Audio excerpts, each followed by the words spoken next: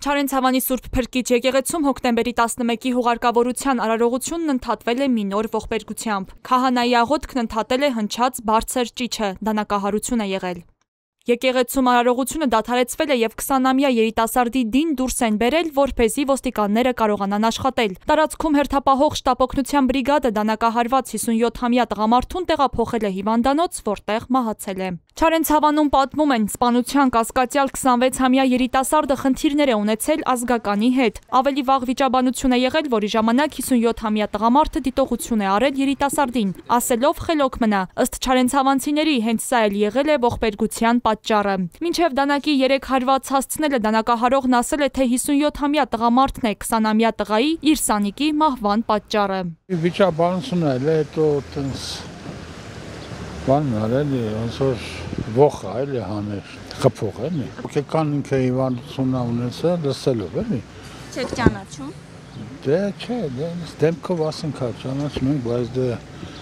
հոգեկան ով է մեղավոր։ Ըստ տեղացիների, դանակահարությունից հետո երիտասարդը փախել է, իսկ իրավապահները դեպքի վայրում հայտնաբերել են հանցագործության գործիք դանակը։ Դեպքից հետո ներքին գործերի նախարարությունը հայտնեց, որ 26-ամյա երիտասարդը ձերբակալվել է, նա հաշվառված է հոգեկան առողջության պահպանման ազգային կենտրոնում։ Որքանով նրա առողջական խնդիրները կարող էին պատճառ դառնալ նման ողբերգության, չարենցավանցիները հիմնականում խուսափում են խոսել դեպքից։ Ես էլ ձերպես լսել եմ, չէ, մանրամասնություններ չգիտեմ, չեմ կարող մանրամասնել ոչինչ։ Դանակահարությունը էլ է իշիմ,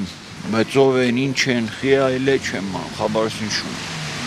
Вообще տեղյակ չեմ, ինտերնետից ինչ կարդացել եմ, էտա։ Տեղեկություն չունեմ։ Համացանցում 3 տեղեկություններ էին տարածվել, թե բուժող բժիշկը մի քանի անգամ դիմել է նրան մեկուսացնելու համար, սակայն պատասխանել են, որ կենտրոնում տեղ չկա։ Առողջապահության նախարարությունից նշում են, նախաքննությունից եւ բժշկական գաղտնիքից ելնելով չեն կարող տեղեկատվություն տրամադրել, սակայն ընդգծում են, որ պնդումն իրականությանը չի համապատասխանում։ Չարենցավանում նաեւ պատմեցին, որ տղան նախկինում գտնվել է հոգեկան առողջության պահպանման ազգային կենտրոնում։ Հաշմանդամություն ունեցող անձանց իրավունքների օրակարգ հասարակական կազմակերպության ներկայացուցիչ Մարիամ Եղիազարյանի կարծիքով հոգեկան առողջության խնդիրներ ունեցող անձին փակ հաստատությունում պահելը նման խնդրի լուծման միակ ճանապարհը չէ։ Եթե մարդը օրինակ ինչ-որ ժամանակով բուժում է ստացել, խնամք է ստացել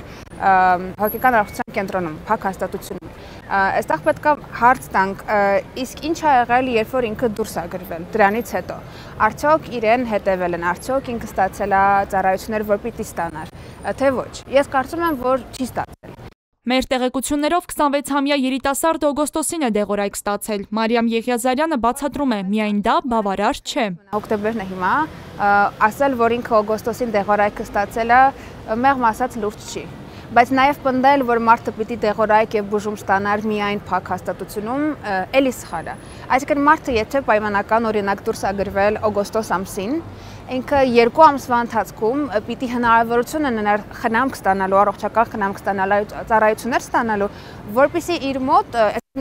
գոնե թե ստաբիլ վիճակ լիներ։ 57-ամյա Անդրանիկ Ղ-ին սպանության մեջ մեղադրվող երիտասարդը մեր տեղեկություններով կալանավորվել է։ Նշենք, որ մոտ 2 շաբաթ առաջ էլ Արմավիրի Արաքս համայնքում սպանությունից հետո հայտնի դարձավ, որ կրակոց արձակած քաղաքացին հաշվառված է հոգեկան առողջության պահպանման ազգային կենտրոնում։